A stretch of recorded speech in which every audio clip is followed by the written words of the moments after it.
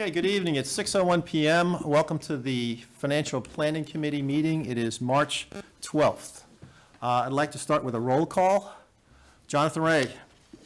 Here. Ken Picard. Here. Susan Satori. Present. Scott Stockland. Here. Rob Babcock. Here. And John Rappa here. We have a quorum. We have a full committee. Good evening. Thank you. First item on the agenda, public comment. Any members of the public? We don't seem to have any, okay? So we'll go to our next line item. Approval of meeting minutes. There are two sets of meeting minutes. The April 24th, 2003, which was the last meeting of this committee last year, and the March 5th, 2024, which was last week's meeting minutes. Do I have a motion to approve both sets of minutes? Mr. Chair, Yes, sir. since I was not here for the 24th meeting, am I eligible to vote for that? Yes? Okay. I make a motion to approve the 24th meeting. April 24th, 23? Yep. Any seconds? Second. All in favor? Aye. Aye. Aye. Aye. Okay. Mr. March 5th. Mr. Chair, Yes. I have a requested revision to the March 5th meeting. Yes. Page 6, last paragraph. It mentions John Ray asking about the emergency generators. I believe that was me. I'd like to have that corrected in the meeting minutes. Okay. We will change the name on that from Jonathan Ray to Ken Picard. So noted. Have a motion to adopt those minutes, March 5th. I also, what do I say to lead off? Mr. Chair. Please. Thank you. I also would like to propose the meeting minutes amendment on the hook and lift truck. I inquired if this would replace an existing fleet vehicle to Scott, and Scott had indicated that it would not. Okay? And I'd like to, We'll revise the minutes accordingly. and then one more. And then on the need for a $95,000 trailer, I had inquired, is the need based on having an emergency vaccine capability within the town? And Scott had said yes. I think among other things, but yes, okay, good. But to my question, he said yes. Fine, good, okay. So we'll note those in the minutes and revise them accordingly. Thank you. Okay? Have a motion to adopt the Second. March 5th, 2024 minutes as revised. Second. Or make the motion. Make a motion, As stated by the chair, and I second it. okay? Any other further comments? All those in favor? Aye. Aye. Aye. Moving forward, okay. Our next item is the Community Preservation Committee projects. Lori Connors, the Town Planning Director, is with us this evening. Lori, great to see you. Thank you for having me, and I am speaking on behalf of John Campbell, the chair of the CPC, who unfortunately had a conflict this evening. So we are happy to report that we had a good amount of new revenue that we were able to spend this year, $820,000, which we were able to combine with our reserves, which totaled $1,340,577. So we had a healthy budget to work with this year. There were 8 applications submitted for consideration, including the request for administration funds. The first and most significant project, as far as the ask is concerned, is the 432 Whitney Street land acquisition project. So this is the first land acquisition in a number of years. I believe the last one was the White Cliffs Mansion. So this is a 23.77 acre parcel. It is undeveloped land. The purpose of the acquisition would be a combination of open space and recreation. That would be the lion's share of the project, as well as a small-scale affordable housing project. The vision is approximately 4 to 8 units, so it would be very small scale. Of course, the goal is to keep pace with our Chapter 40B, so we are right at 10.28%, so we are hovering on the threshold of compliance. We build approximately 10 market rate units per year. So our percentage declines as more market rate units are built and no affordable housing units are built. So the idea here is to build a small project to keep pace. So there are a number of benefits which are listed here to this acquisition. There are a number of groups in town that have already voted their support for this acquisition, including the Conservation Commission, the Open Space Committee, the Planning Board, and of course the CPC. So this is obviously a very large cost project.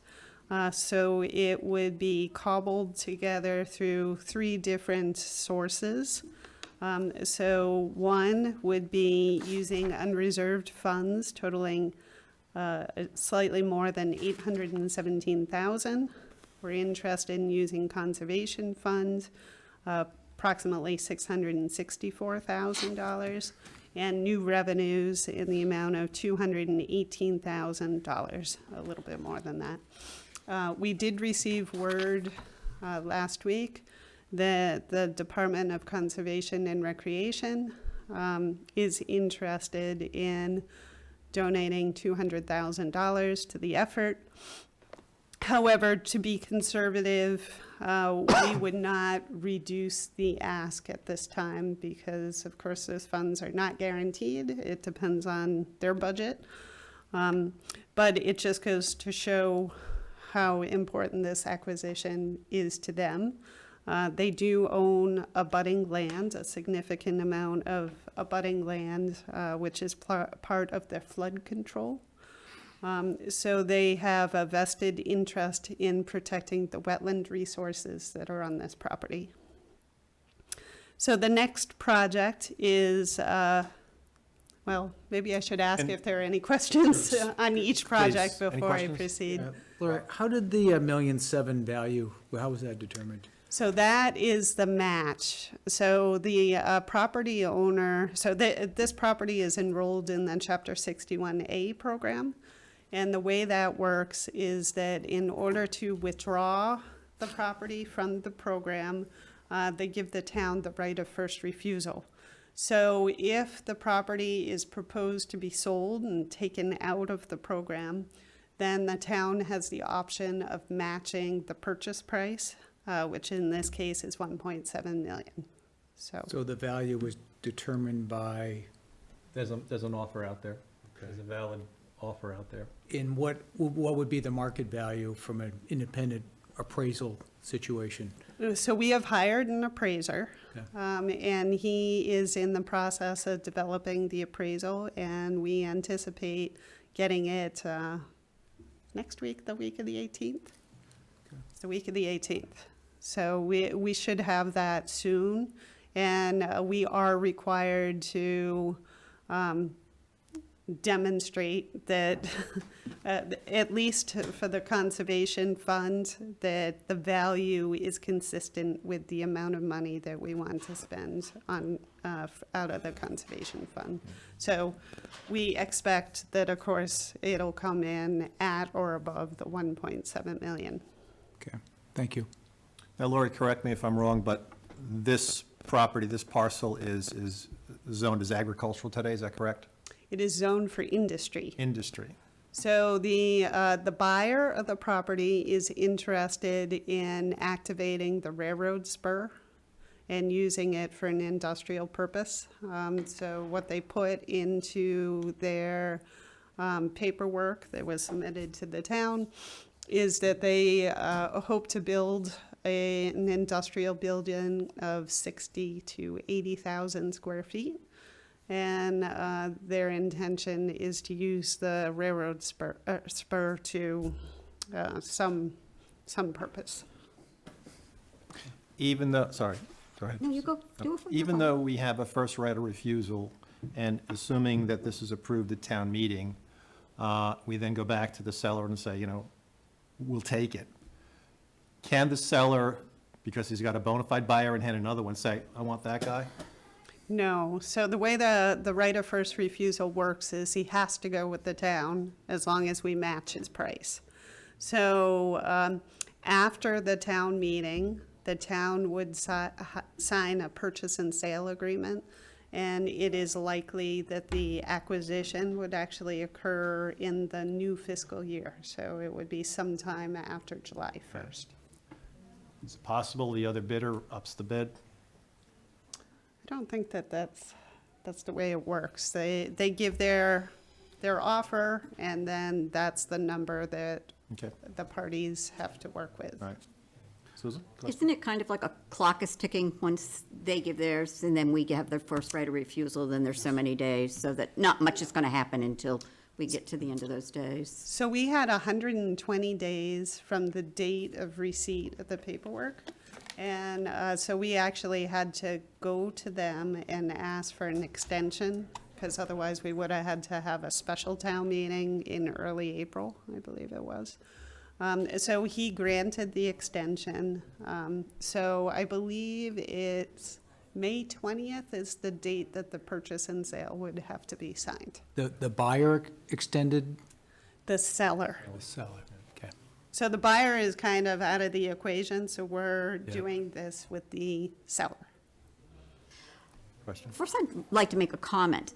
I've never been more impressed than watching the CPC cobble together all this money to get this done. I loved the conversation I heard from all the different members of the committee, how much they took into account the people at Whitney Street and all they've been through over the years living there with what goes on down there. And I just thought it was a really cooperative venture for the town, and we should all be very proud of what they've tried to do here. So hopefully everybody will be supporting it. My question to you is, what are the chances he will turn around and try to sell the piece across the street? Can he do the same thing that this buyer wants to do? Is there a chance up the track there he can do it? So there is a railroad easement located on this property, and there isn't a railroad easement located on the one across the street. So there's definitely a spur, and the railroad has the rights of access, and so of course he could sell the property across the street. That's well within his rights, and But for Then- this particular use? well, it's my understanding that this particular buyer wants the railroad spur. So he may or may not be interested in the property across the street. Okay. But then we'd have to, cross that bridge when we get to it. It would be, certainly, I just thought Similar I should process. ask that question since there's another piece right across the street. yes, And the property across the street is zoned as industrial? it is. The, SA Farms. oh, that's what we're talking about. Yeah, they've been through a lot. So the 4 to 8 multifamily dwellings, we'd bring a developer would come and purchase that from us, and it would be a lower net cost? So it could be that way. I know that the NAHC has successfully forged a relationship with Habitat for Humanity. So they kind of work the project together, and the developer becomes Habitat for Humanity. So I suspect that will be the likely route, but I can't say for sure. And- Chances are that the development, because they already have projects in the queue that they're working on, so it is likely that this would be a longer range project, like maybe 5 years in the future, if not longer. So I don't anticipate that will happen quickly, because they have the other projects they're working on. As a follow-on for my education, Habitat for Humanity would be the town would gift it or give it, or would there be a monetary transaction for the land? It would be gifted. So part of this, the land would have to be subdivided, and it is likely that septic systems, so the septic systems would really drive how many units could be built. So when I did my little sketch, I was assuming that it would be about 3 acres of land that would be carved out. So like 2.75 acres to 3 acres of land. So the balance would be permanently protected open space. And then that area would be the area for the affordable housing. So I was suspecting that it would be 2 buildings. So it would either be 2 duplexes or it would be 2 fours. So there was a project that the NAHC worked on with, it wasn't Habitat for Humanity, it was another project, but it's a 4 located right on Center Drive, if you're interested in checking that out. So that was kind of the model that I was going for as far as the size and the configuration, should it end up being a 4, 2 fours. So, first of all, thank you for the work that you did on this. I just want to ask the question, at town meeting, we're not locked into any of these hypothetical, right? It could be this, it could be that, we're just voting to acquire the land or not. right? Correct. So the only thing that I wanted to put out there, so it's well known by everybody, that affordable housing may be part of this project. So that is the purpose. That is what we're looking to do there, is a combination of the open space and recreation, and the recreation would be passive recreation. We're thinking about trails, and there's a scenic overlook, so we were thinking about picnic tables and a little informal parking lot that could also be used by folks who are traveling on the aqueduct.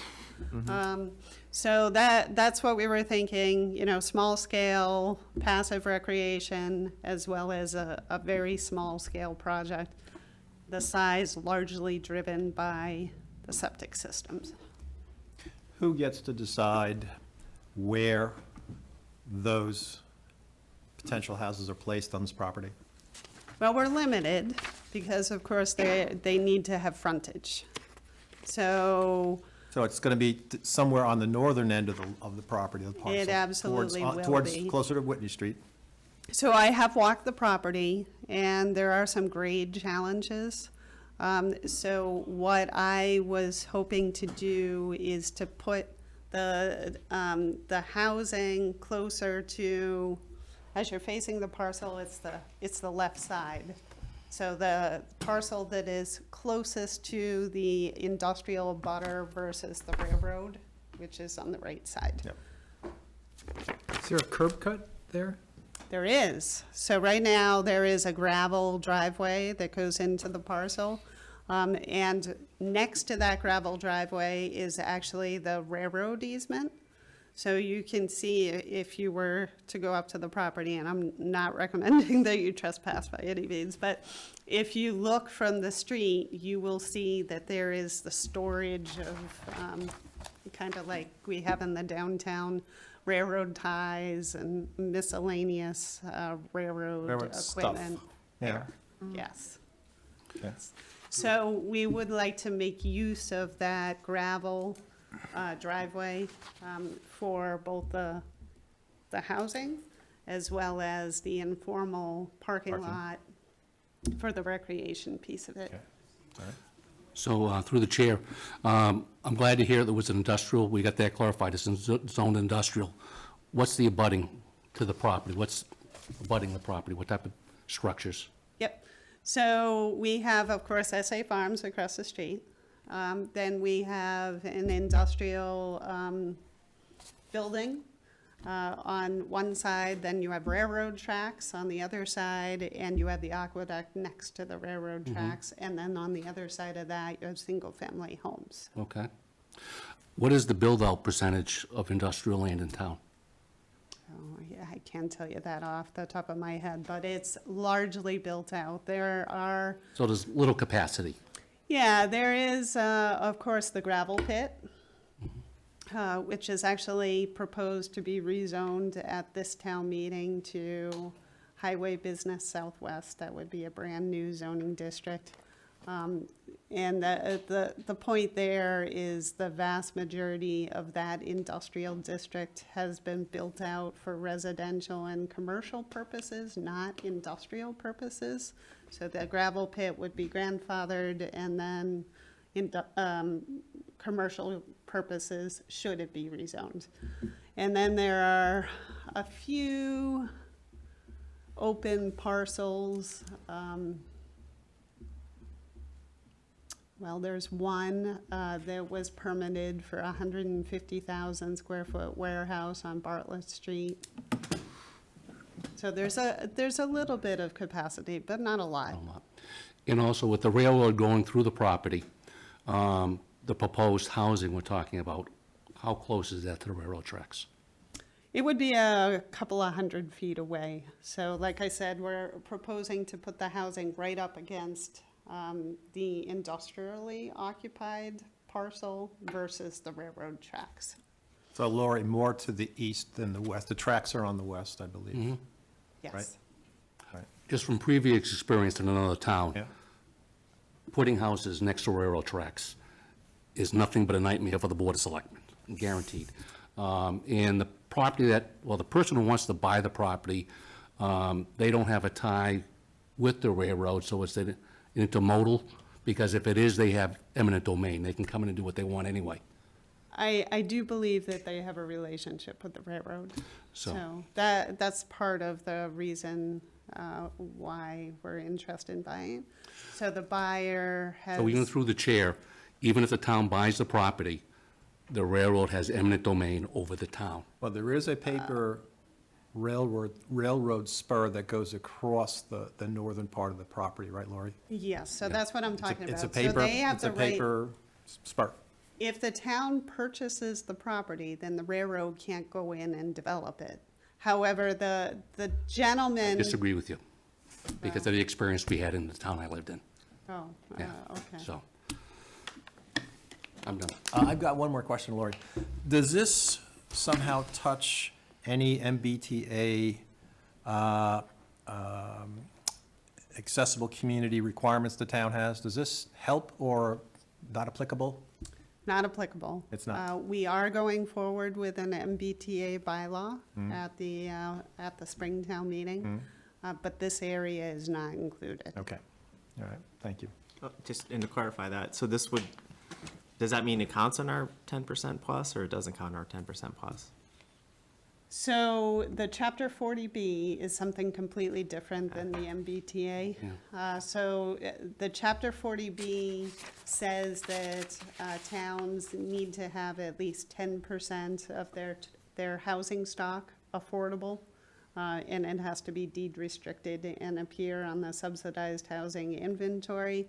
If you drop below the 10%, then a Chapter 40B development can come in, and essentially they throw the zoning book in the trash. They pretty much can go wherever they want, and they can develop to a much higher density than the zoning typically allows, and the town has very little power over it.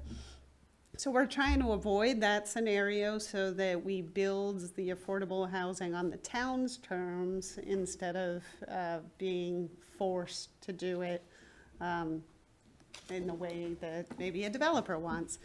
But the MBTA compliance, so our bylaw that we're coming forward with at town meeting, does include 15% of the units would have to be affordable. So that would also help with our Chapter 40B compliance, but that would only be for developments that have 10 or more units. So if you have a 9-unit development, you wouldn't have to do any affordable housing. Susan? As you work through this process, you're working with legal counsel to make Yes. this purchase. Could you ask the questions that Ken brought up about eminent domain and what? Sure, if sure, they I'll enlighten ask. you in regard to the issue? Yep, Thank you. absolutely. Thank you. And then to clarify the question on affordable housing, how much of this is strategically to get us in compliance, to ensure our compliance, versus we'll get there anyways with the MBTA? Like, what is the how it's a balance between buying the land and doing the housing versus just buying the land on its own. You know, the MBTA, the properties that were chosen to be included in the MBTA district, I do not believe will result in very many units, either market rate or affordable. The lion's share of the land is within the Avalon development, which is pretty much already built out. That's 42 acres. So I don't think that the MBTA zoning is really going to be that helpful with maintaining the Chapter 40B compliance. So these small projects, I know that NAHC is working on a small scale project on Boundary Street. So these little projects here and there, kind of tucked around town, are really the only affordable housing that's being built now. So that they are essential. Anybody else? My memory of that property was there was no curb cut, and that's why nobody would ever buy it. It was landlocked in there. That's an old memory from 10 or 15 years ago. And I think even when that curb cut isn't really a curb cut, I think it's just been driven over. I think there was an issue years ago with that. It's my memory. Could be wrong, but There's plenty of frontage, and so there absolutely, right now, there is quite a large gravel and well-defined gravel driveway in there. So that pretty much constitutes the curb cut. It most likely would have to be finalized with the DPW. They have jurisdiction, they issue curb cut permits, and I don't know if that one was ever like formalized or whether it was just kind of created as part of an agriculture. So agricultural properties have all sorts of special permission to do things that other uses cannot do because they have special protections from the state. So, I got one last question. yeah. We close on the property. When do people get to hike the property? How soon after? Well, I imagine, because there is already that cleared area, so I would imagine that as soon as the town closes on it, Yeah. I imagine that they would want the insurance company to Well, be I covering would- the property. I would think so, property yeah. Before they allow people to go on it. but- Through the chair, is that something the Trails Committee might possibly work towards? Yeah, and actually, when we did the site visit, we did it with the representatives from the Sudbury Valley Trustees and the DCR. And we were discussing partnership opportunities to create trails. And DCR actually has a grant program for trail development. And they thought that this would be a great property to submit for that grant program. So there will probably be a lot of excited people to probably get people hiking out there. Yeah, and there is a good amount of cleared area. Like, we were able to very easily walk up to that scenic overlook. So it definitely already has some clearing there. Once you get beyond, you're bushwhacking. There isn't currently trails. So there are absolutely the potential to add more trails and link into the DCR property as well. Great. And just one more question. I assume the scenic overlook isn't looking out to 290. It's another angle. No, actually, it's, if I can Thank you. grab that for a minute. There's a high point. So, had I known you'd be interested, I would have brought my maps, which are easier to see I happened to than print it this. out and marked it up myself, so I figured a show and tell to our committee members. So this area over here is actually owned by DCR. Yeah. So this property ends about here. But there's a high point about here, and it overlooks this pond. And it's It's really pretty, actually. So everybody who was up there on the site walk was impressed by the scenic vista. And of course, it's winter time, so I don't know what it's going to look like when there's leaves on the trees, Yeah. but you could really see quite a distance over this pond. Great, thank you. All right. Your next item, Lori. Okay, We obviously have a lot of interest. well, that's good. Pickleball soundproofing. So a few years ago, the CPC financed the development of pickleball courts. But unfortunately, we have very quickly found out how noisy the game of pickleball can be, especially since it's constantly played here in the gym. And so we can hear that ping, ping, ping, ping, ping all day while we're at work. And it is particularly troublesome for the folks who live adjacent to I believe there were 6 pickleball courts. So this project involves installing soundproofing on the existing fencing. So it just attaches to the fence, and it's dark green, it's pretty attractive looking, and the recreation director had contacted communities who have already installed this product, and they were very happy with the sound dampening. So that's what that project is all about. So the proposal is to pay for that with new revenue. Any questions on that one? No? Through the chair, just what's the useful life? Is it forever? You ask hard questions. Nothing's I- forever. I don't know. I assume that it's gonna degrade Yeah. after a period of time, probably with the same life as the fencing. But you're gonna ask me that at town meeting, and I will be prepared. But it's probably PVC or something like that, I would think, right, Lori? PVC meshing or something like that. Yeah, let me send you, if I can email you folks the specifics on the product. Send it to Tim. Tim will distribute, please. Thank you. Let me say, its useful life will be longer than my husband's for the first time he played on that court. He tore his Achilles tendon the first time he Oh, played. boy. no. Orthopedics have done well with pickleball.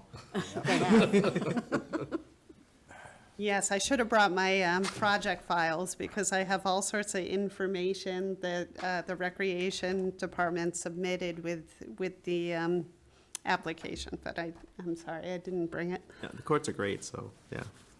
So the next project is the allocation of $126,856 to the Northborough Affordable Housing Corporation.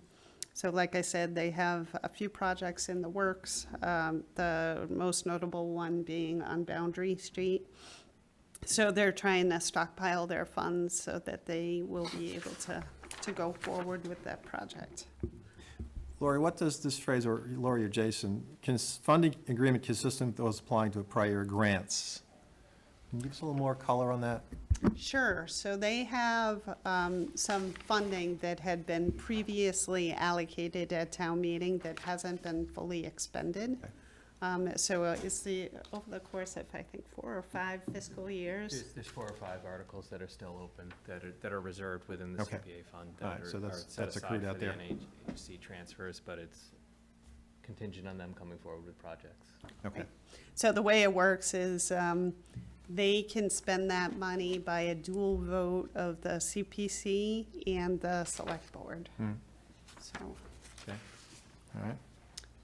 So the First Parish Church steeple repairs.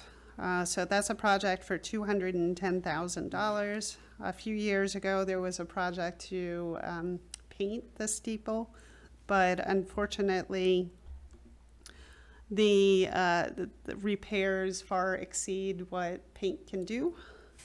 So there is quite a bit of weatherization that needs to be done, the replacement of the wood stairs, the wood flooring, the wood trusses, and the wood cradle.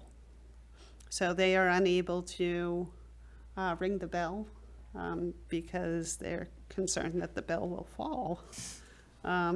So this is something that the CPC thought was valuable to the town. Certainly, it's part of the fabric of the community, and so they deemed that a worthwhile expense. Is this the church on Church Street in Whitney? It is. Okay. Any other? Through the chair, I have a couple questions. One, this is private property, right? It's not public property. Correct. Okay, and the second question is, there's a comment here about the congregation is hiring a contractor to replace stuff. Who's bearing the most of the cost of this repair? Community or the congregation?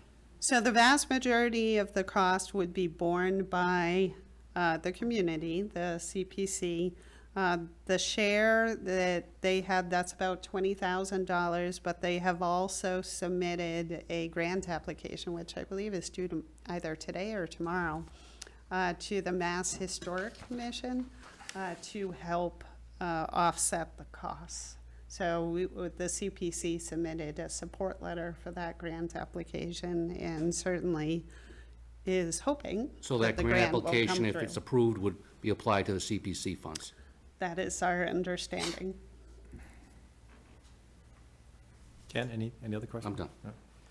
How, mechanically, how does the town pay for something done to a private structure? So the way, so the CPC can require a preservation restriction to be applied to the building. So that was kind of a similar thing to White Cliffs, because it was purchased for historic reasons. There is an obligation to do a preservation restriction. So that's one of the tools that the CPC can apply to private property. So the town, it doesn't necessarily have to be a town-owned historical property then? Correct. So it has to be eligible, so it has to be deemed by the Historic District Commission to be I believe it's a significant property to the an old character building. of the town. Yeah, Yeah. yeah, good, good. Another question, since you brought up that they're going through the historical preservation state funding. The town hall we renovated had that on there. And it left us with a lot of challenges to renovating the structure. We had to leave the old windows and the storm windows up. Well, we had to leave the old windows up because it was old wood, and they wanted to save the old wood. In that case, we had to leave the storm windows up because, To protect it. well, just, there was no air, it was just, the windows, the curtains still move to this day. But it imposes a tremendous amount of restrictions on what you can do to the building afterwards. So even, that's a private building, and it's their issue, but with the town putting money in, I'm just wondering the value of that, personally. Okay. Anybody else? No? Lori, proceed, thank you. So the next project is the Wachusett Aqueduct Historic Marker. So this unfortunately is to replace the historic marker that was stolen in October. I don't Let's see, know, it's probably in I thought somebody's. we bought one of these a year or two ago. It was, Yes, and it was a lovely marker. yeah, And apparently so lovely, this is probably hanging in somebody's basement. So the plan is to replace it, and they have advised the CPC that they are going to be adhering it to the pole in a different manner, so it'll be harder to remove going forward. okay. So then the next one is White Cliff's bond payment. So this is the 7th payment in the amount of $164,641. So we're amortizing this down. Jason, was that a 10-year bond It's, when we took it out? it's actually, in short-term debt. It is. We're paying it down, approximating a bond schedule, but it's over 10 years. Okay. All right, Through the chair? please. Clarifying question. Assuming that well, I want to make a hard assumption here. If the First Parish Church steeple repairs were to pass, we would no longer need the requirement that at least 10% of new revenue be allocated to the historic preservation. Is that correct? Because it'd be satisfied by the new revenue, $210,000 of the First Parish Church steeple repair? Yeah, I mean, we have the 10% is the 126,856. So that's the obligation that we have to spend on historic No, preservation. okay. Understood, but, and not debating to pay the bond, but just for my clarification is, the 10% doesn't really apply if the other, recommendations were to be passed, because it'd be satisfied by some of the prior things. Yeah, it's really just, how we wrote up the Okay, cool. letter. So whether you want to assign it to this project or the other project, it's fulfilled. Mostly educational for me, thanks. Okay, moving on.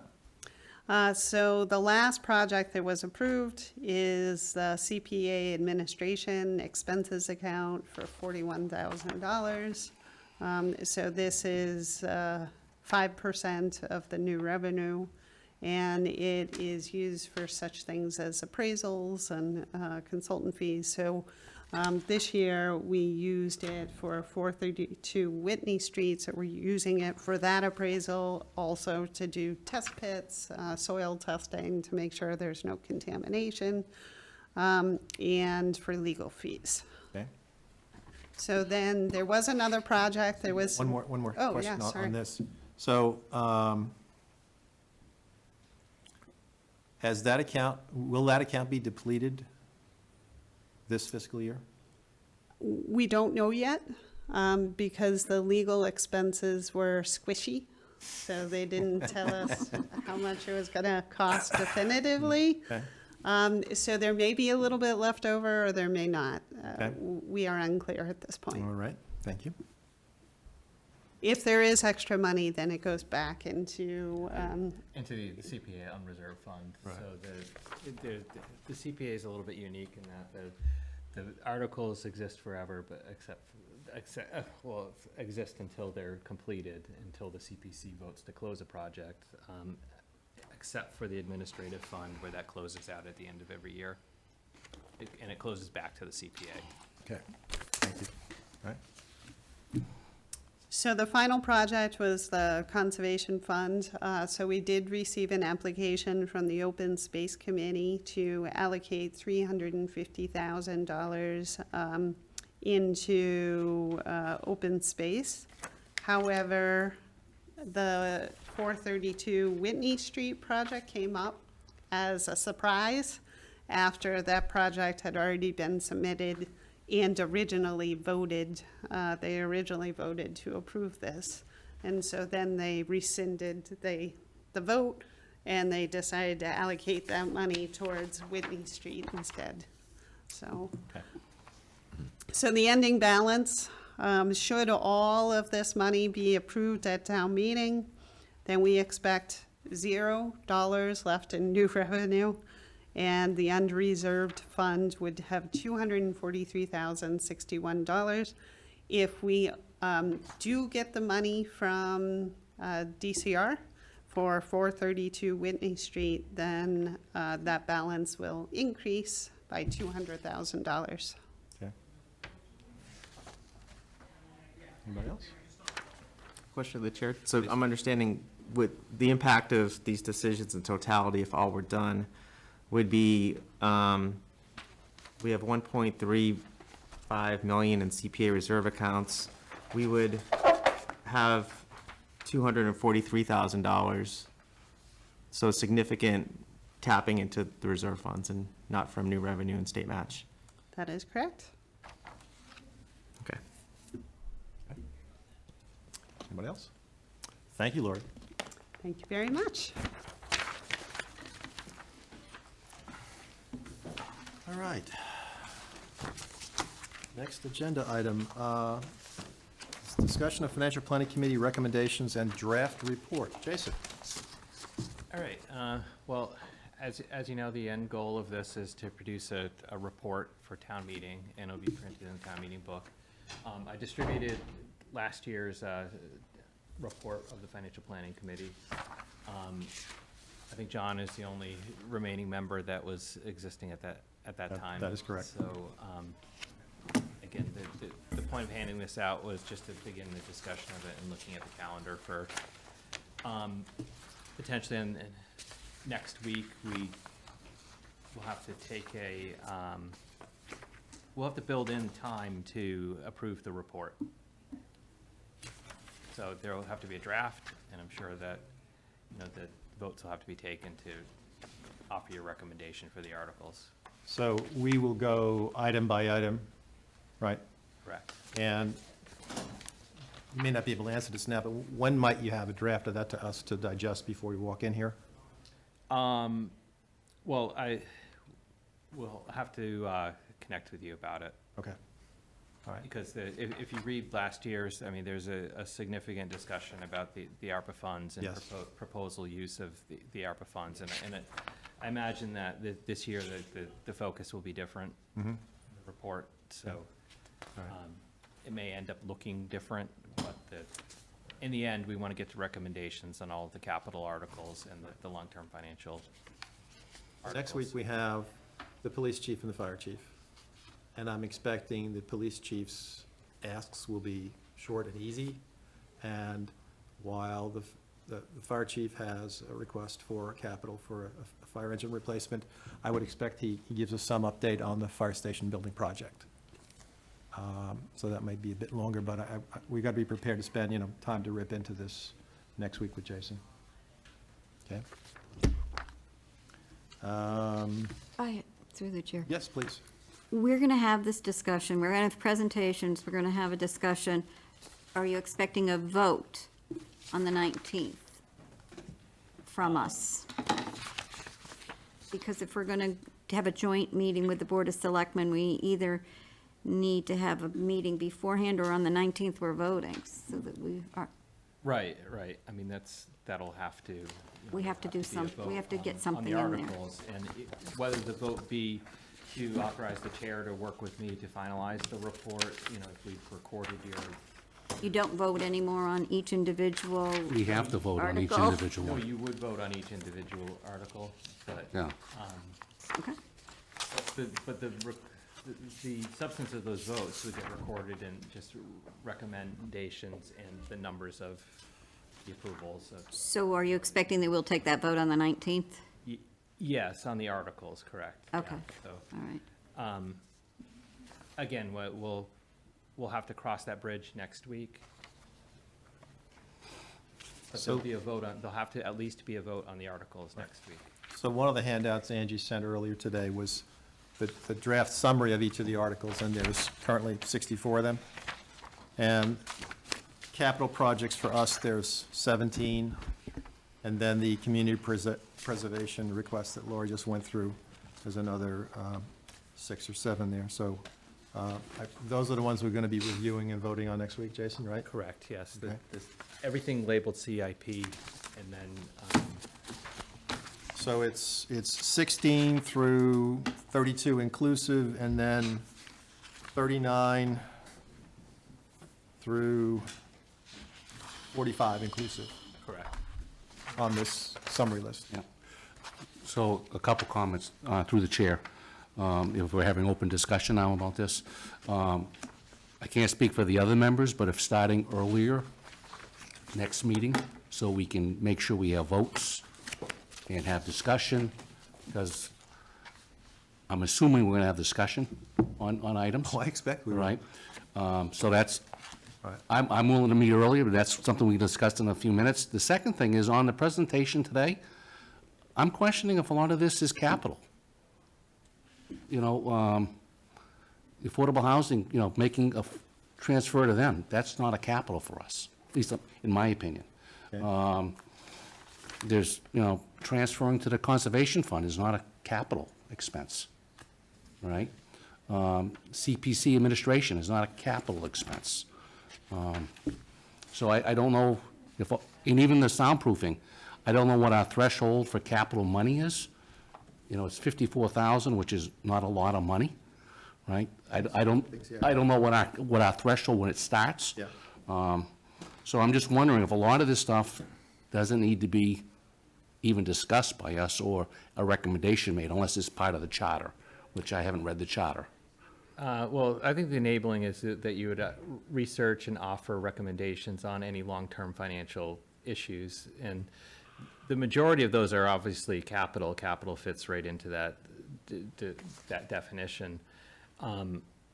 Typically, this committee has weighed in on the CPA articles, and again, I don't know the history for that, but there are some items on here that likely are not capital in nature, but may be viewed as being long-term financial planning issues that the moderator will still look for. I think from a Committee for historical a- perspective, that I believe that when CPC was put together as a state, it was the nature of the town to allow the two finance boards to chime in on these projects so that we all knew what was going on in town and how monies were being funded, even if the CPC projects are not actually in our long-range capital plan, if that makes any sense. Yes. We've, for the 4 years I've been involved with the committee, we've opined on that, and I believe appropriation has also. So it's an extra pair of eyes and ears, sets of eyes and ears, and a consultative approach to the town administration and the board and the residents. So be it. And through the chair too, just to clarify one point too, the definition of capital within our policies is $25,000 This is 25, and a wow. 5-year useful life. Okay, thank you. Then pickleball soundproofing meets the criteria. So Ken, to your point about starting earlier, thinking of what we've got teed up, I would think we would get the chiefs done first. And this is going to be a much more involved discussion with us. I don't know if we can get the chiefs in earlier. We can try.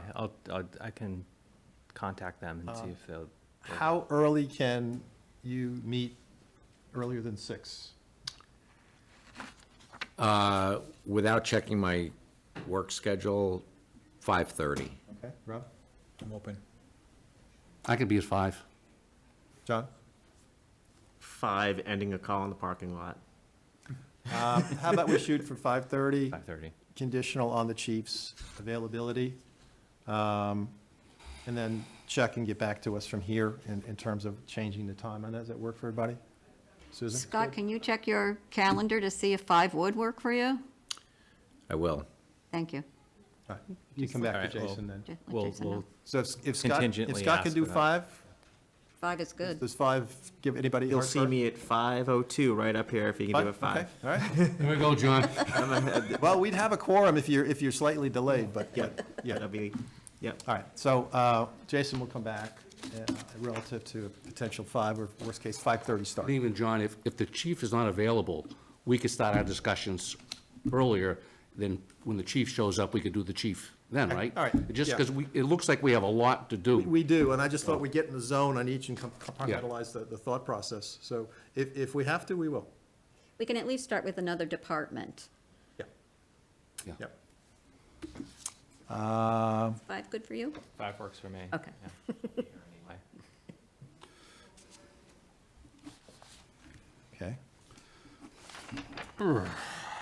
I just know that part of what we do is an evaluation. We prioritize the need of each project. So I took it out of the town warrant from last year, and I typed it up for all you guys. I'll pass it out before we leave, all right? good. Priorities. Thank you. Yeah, that's also repeated again within the report Yep. that is produced. So if you familiarize yourself with what got printed last year, and again, we don't need to belabor the ARPA point perhaps this year, but in the, It doesn't sound like you feel that there are any projects that would qualify for ARPA with the deadlines of 2026. I would caution against trying to use another fire vehicle just due to the lead times of the fire vehicles and the that's, yeah. We don't want to lose money for the town. The town got 2 disbursements of ARPA totaling just over $4.5 million. And the strings on that is they must be fully obligated by December 31st of this year and expended by December 31st, 26.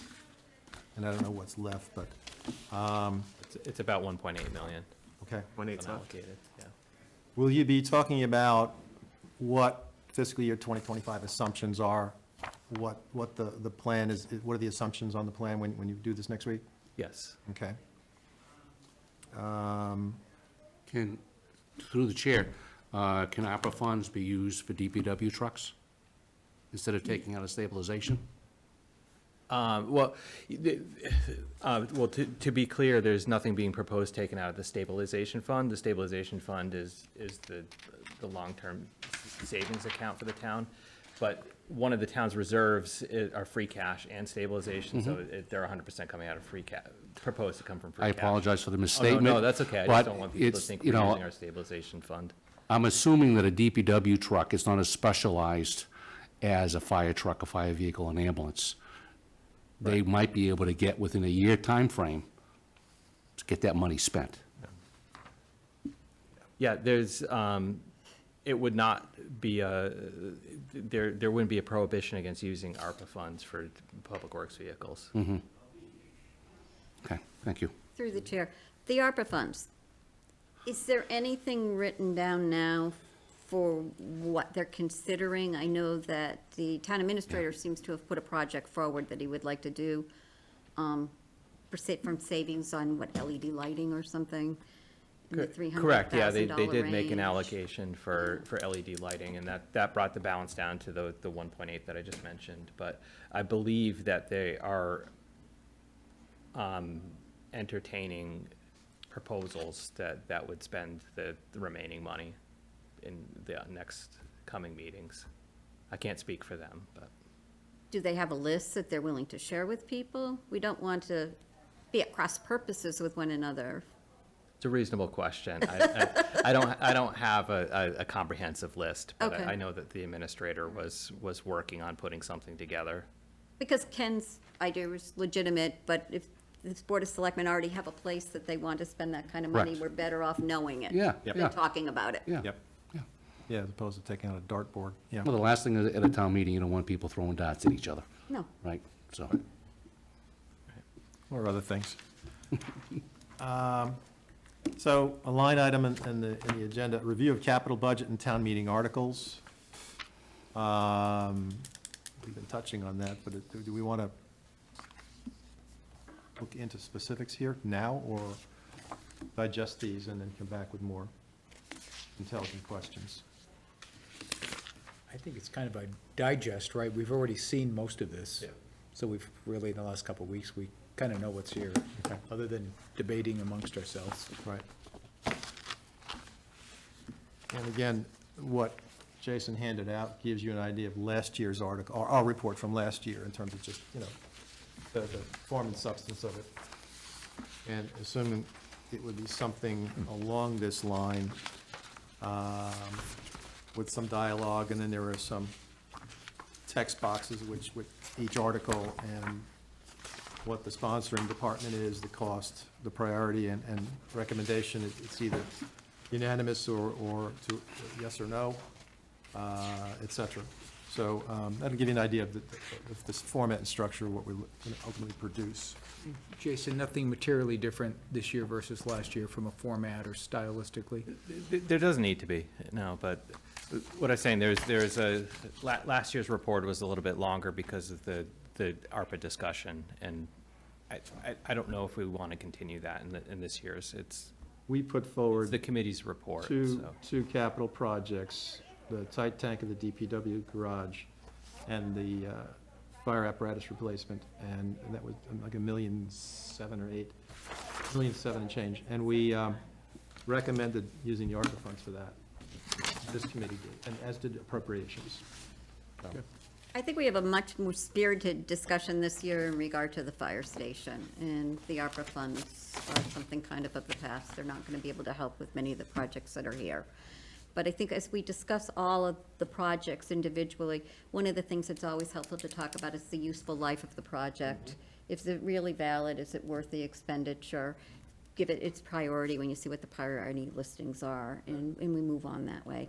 And that way, it helps to show confidence to the townspeople that we've looked and we've found out the logic of why they're making these requests, and it's money well spent.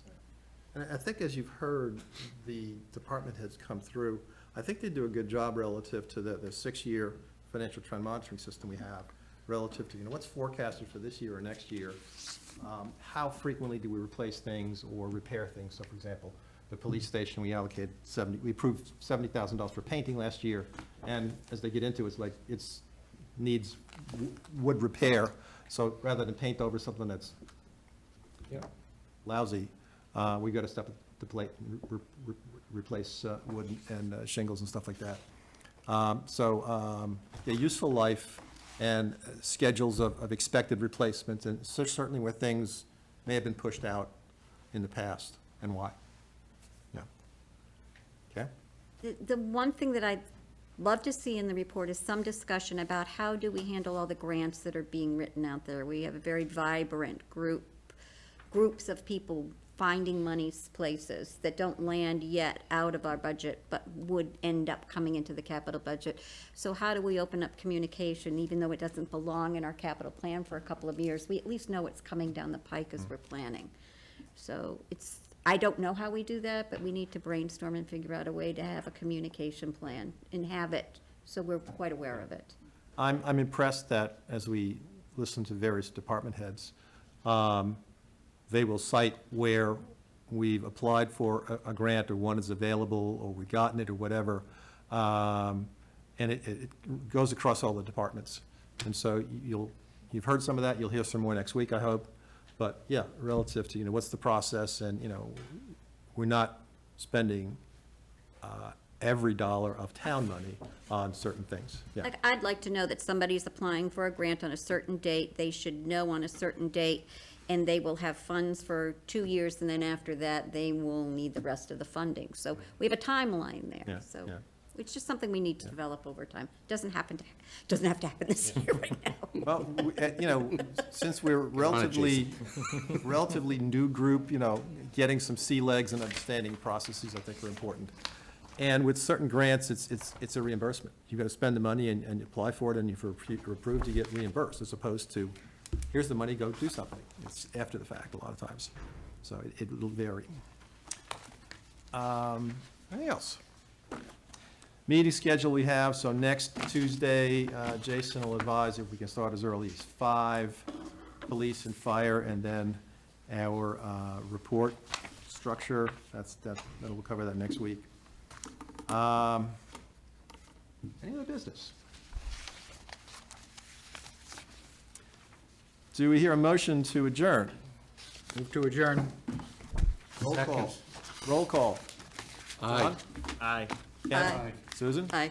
Scott? Aye. Rob? Aye. And I vote aye. Thank you. Thank you. Meeting is ended at 7:05 PM.